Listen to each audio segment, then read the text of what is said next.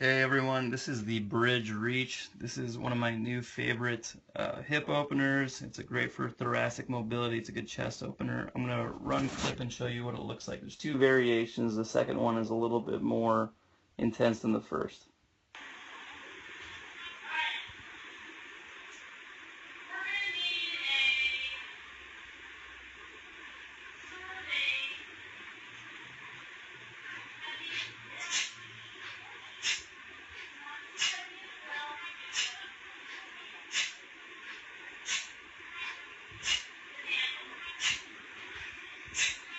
Alright, so I'm going to break this down.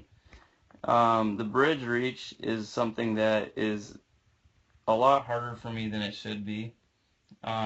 First things first, when I get set, I really want to make sure that my bottom arm, in this case I'm planting off my left arm, is pretty much right underneath my shoulder. I don't want to be too wide, otherwise it's going to throw me off.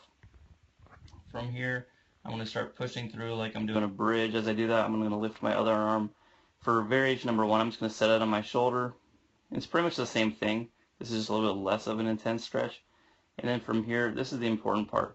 This foot here has to drive through the ground. So I'm trying to pry. You can see that my hips are sort of rotated out. I want this hip here level with the other one. So as I start to bridge through, pushing, I'm trying to drive that hip up, up. So now it's level with my other hip. And if I don't get that level, then my lower back is just going to hyperextend and it's going to kind of throw off the movement. You might feel more lower back discomfort than a good opener. Once I get to here, the other important thing is I really want to make a column, say shoulder down through palm.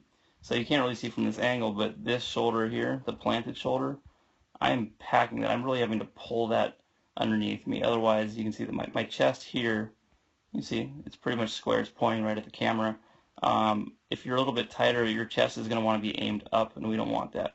So my body is facing the camera, hips are up. So we have kind of two little angles there. From here, once I get into it, you're going to see I'm going to lift up my head. The reason why I'm doing that is lifting up my head is going to really open up my thoracic spine. So make sure that when you do this, it's really easy to kind of tuck the chin down, and that's going to put you in sort of a Quasimodo hunchback position. Really open up the chest as best as possible while keeping the hips elevated. When I come back down, I'm just going to return to starting position. This is variation number two. So the first thing that you see me do is I want to scoop my foot out a little bit further. Some people, if they're more flexible in the hips, don't have to do that, but I do. So I'm going to move the same leg out that's bridging. So you can see that left arm's down. I'm going to move my left foot out just a little bit. I'm going to set, and then I'm going to come back up. This time, instead of putting my hand on my shoulder, I'm doing the same movement, but I'm going to work on reaching up behind my head. And I'm just opening. So right here, I'm doing a little bit of rocking because what I'm trying to do is I'm trying to find out where my shoulder wants to plant. So right about here, you can see I'm looking. I'm just going to pause right here.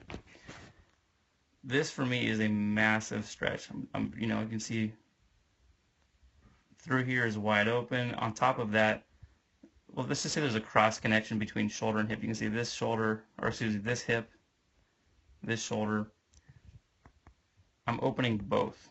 So from here, this kind of cross connection. So by taking my arm and I'm just pulling it down to the floor, this is a massive lat stretch on this side. Again, chest is opening up. I'm driving this hip up. This is probably one of my favorite mobility drills. My coach, Andre Chang, makes me do this all the time because I get locked up and I just turn into a mess if I don't do stuff like this on the regular. So this is sort of what the finished position is going to look like. And again, as I come down, I'm just going to move out of it slowly. I move into it slowly. I like to hold for about 5 to 10 seconds to make sure you're set. And I move out of it slowly too. If you're doing this and you're just hurting your lower back, I would just probably say don't do it for now, because if your glutes aren't firing or if your hips are so tight that you can't actually get here. I mean, if my glutes don't fire and push my pelvis up, all that's going to happen is I'm going to be more here. Let's say that that's as high as my hips can go. If that's stuck there, then my lower back is just going to hyperextend and kind of crank me up the rest of the way, and that can really cause some problems. So again, I'm looking to finish here. I'm stacked. Chest is facing the camera, hips are level, especially the side that's planted. That hip needs to press, that glute needs to push that hip up into the air, especially high. Your hips should be level with each other. All right, give this one a try. I try to do these things a few times a day. If you're like me, you have a tighter chest, hips are a little bit tight, we'll say upper back is generally a little bit hunchbacky, trying to work out of that. This is a great one to do. Plus, I tore my pec, it's actually this one. I tore my pec about 2 months ago, and it's been pretty tight. I've been working through some scar tissue. This has been a great opener for that, we'll just say that entire just pec, those complex of muscles. Yeah, give this one a try, see how it goes.